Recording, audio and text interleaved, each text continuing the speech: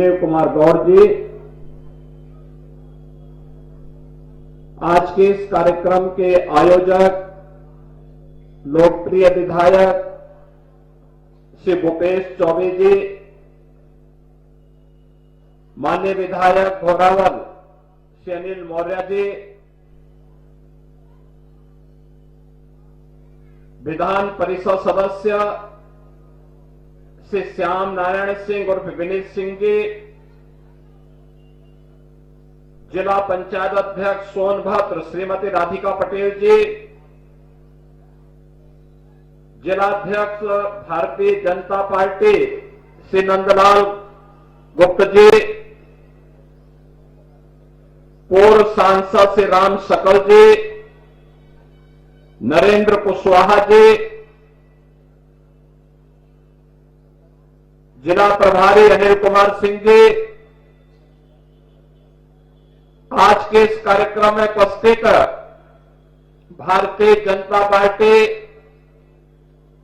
अपना दल, निषाद पार्टी और राष्ट्रीय लोक दल के सभी पदाधिकारीगण,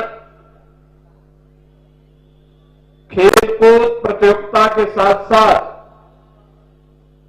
सांस्कृतिक कार्यक्रमों में प्रतिभागी बने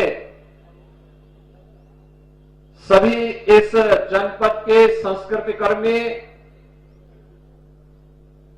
और सोनभद्र जनपद से जुड़े हुए मेरे सभी उपस्थित बहनों और भाइयों, मैं सबसे पहले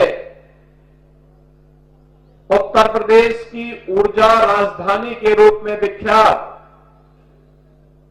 जनपद सोनभद्र की इस पावन धरा को कोटि कोटि नमन करता हूं।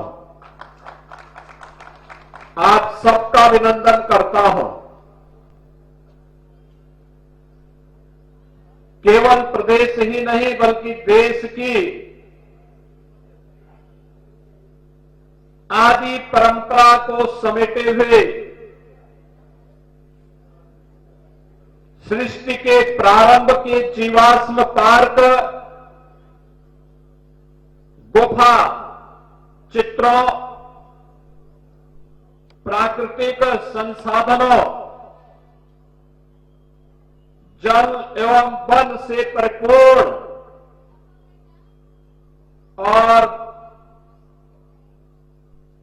प्राकृतिक संसाधनों के साथ ही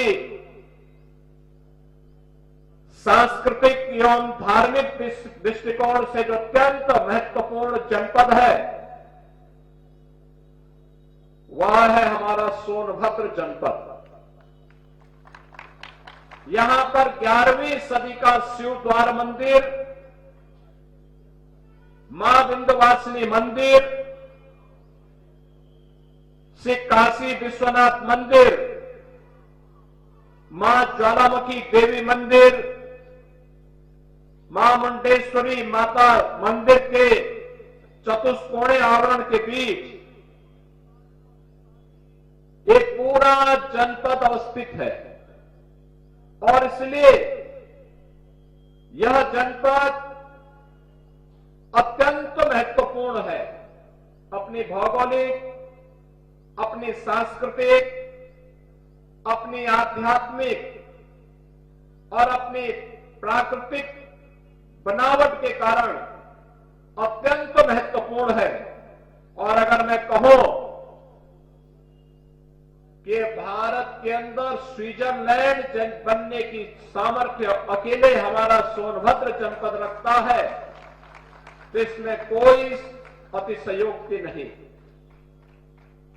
अकेले सोनभद्र जनपद 12,000 मेगावाट विद्युत उत्पादन करता है। इसीलिए मैंने इसको कहा कि उत्तर प्रदेश का यह ऊर्जा का राजधानी के रूप में विख्यात जनपद है और इसलिए इस धरती को मैं कोटि कोटि नमन करते हुए आप सबका हृदय से अभिनंदन करता हूं। बहनों और भाइयों, आज मुझे बहुत अच्छा लगा। आदरणीय प्रधानमंत्री जी की प्रेरणा से जब हम खेलकूद की बात करते हैं, नए भारत की बात करते हैं, तो सर्वांगीण विकास के भारत की बात होती है।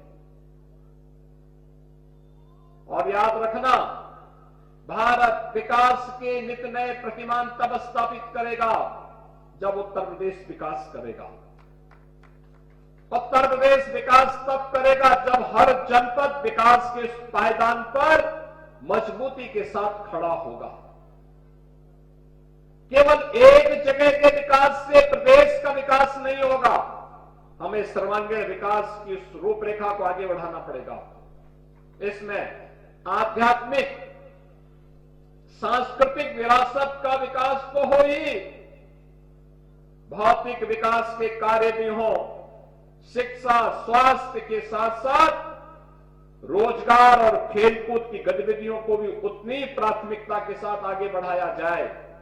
और इसी को ध्यान में रख करके प्रधानमंत्री मोदी जी के नेतृत्व में पिछले 10 वर्ष के अंदर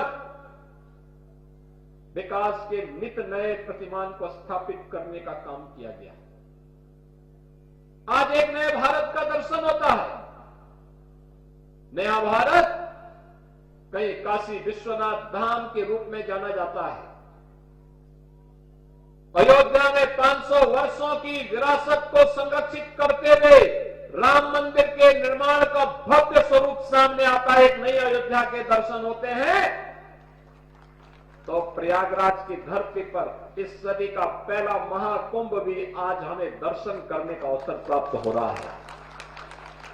करोड़ों लोग, आपने देखा होगा पिछले 3 दिन में लगभग 6 करोड़ श्रद्धालुओं ने प्रयागराज में मां गंगा, यमुना और सरस्वती की पावन त्रिवेणी के संगम में डुबकी लगाकर के पुण्य के भागीदार बने हैं।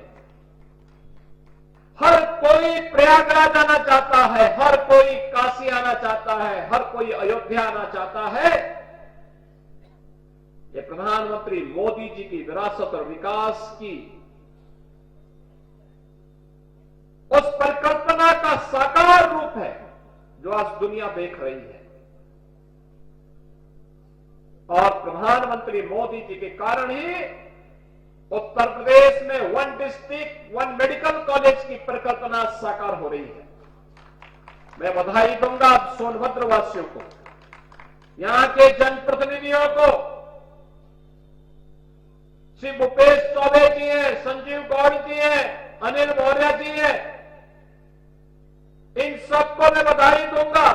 इन्होंने मांग की थी कि क्या सोनभद्र में भी मेडिकल कॉलेज बन सकता है। हमने कहा बन नहीं सकता, बनेगा, जरूर बनेगा। और आज यहां मेडिकल कॉलेज संचालित हो गया।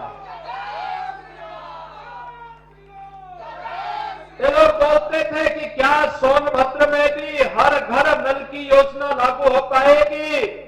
हमने कहा होगी नहीं, होना है, और उसको भी कर दिया गया है। वे जहां ऊर्जा है, जहां जल है, वहीं के लोग प्यासे रह जाए तो कैसे काम चलेगा। हम उन घरों तक जल पहुंचाएंगे, यहां के पौराणिक स्थलों का पुनरुद्धार करेंगे, उनका सुंदरीकरण करेंगे। जो रिजर्वायर बने हुए हैं फ्लोटिंग सोलर पावर के माध्यम से ग्रीन एनर्जी के रूप में भी इस क्षेत्र को विकसित करने का काम करेंगे। यहां के लोगों के लिए यहीं पे रोजगार पैदा हो, यह भी करेंगे। और उसी कार्यक्रम की श्रृंखला में आज हम सब आपके बीच यहां पर आए हैं। मुझे बहुत अच्छा लगा और मैं धन्यवाद दूंगा श्री भूपेश चौबे जी को, जिन्होंने विधायक खेलकूद प्रतियोगिता को यहां पर इस रूप में लिया है। युवा तो है ही, छात्र छात्राएं तो हैं ही, सीनियर सिटीजन भी इस कार्यक्रम का हिस्सा बने। कितना मनोरंजन का खेल था जब रस्साकसी का खेल अमृत खेल के रूप में 60 साल से ऊपर के लोग उस रस्साकसी के साथ जुड़े थे। कितना मनोरंजन भी था, साथ साथ एक शक्ति की सामर्थ्य दिखाने का एक अवसर भी था। जीवन केवल घुट घुट करके जीने के लिए नहीं होता है, जीवन का मतलब जीवंतता होती है। इसमें ज्ञान भी है, परिश्रम भी है और मनोरंजन भी है। ये सब एक साथ मिलेगा। प्रकृति के साथ हम जीने के आदी होंगे तो स्वस्थ रहेंगे, दीर्घजीवी बनेंगे और यही तो जीवन है। ईश्वर की सर्वश्रेष्ठ कृति के रूप में मनुष्य है तो वह प्रमाणित भी होना चाहिए। और मुझे बहुत अच्छा लगा, यहां पे दोनों प्रतियोगिताओं को हमने देखा। देखिए बालिकाओं ने कितना अच्छा कबड्डी का प्रदर्शन किया। रावरसगंज और नगवा की बालिकाओं की टीम कितने मजबूती के साथ यहां पे खेल रही थी।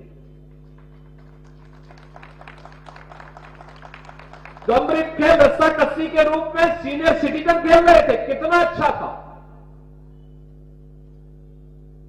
यह होता है समाज की जीवंतता, इससे बनती है।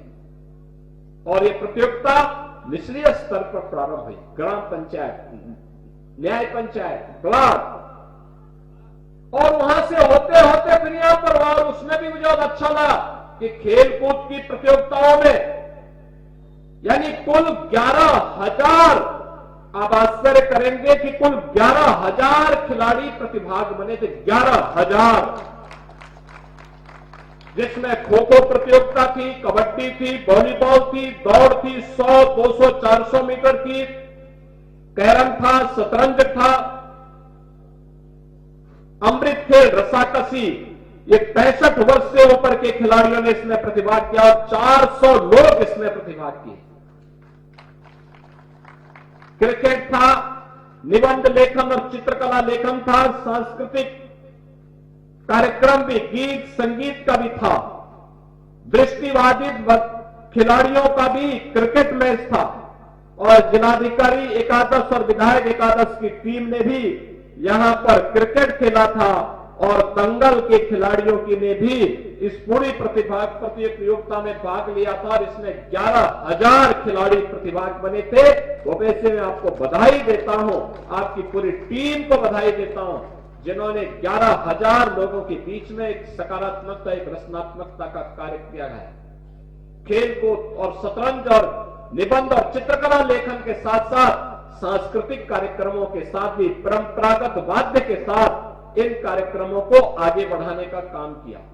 अत्यंत रोचक भी है, उत्साहवर्धक भी है, इसमें प्रेरणा भी है और नई पीढ़ी को आगे बढ़ने के लिए एक मार्ग भी है।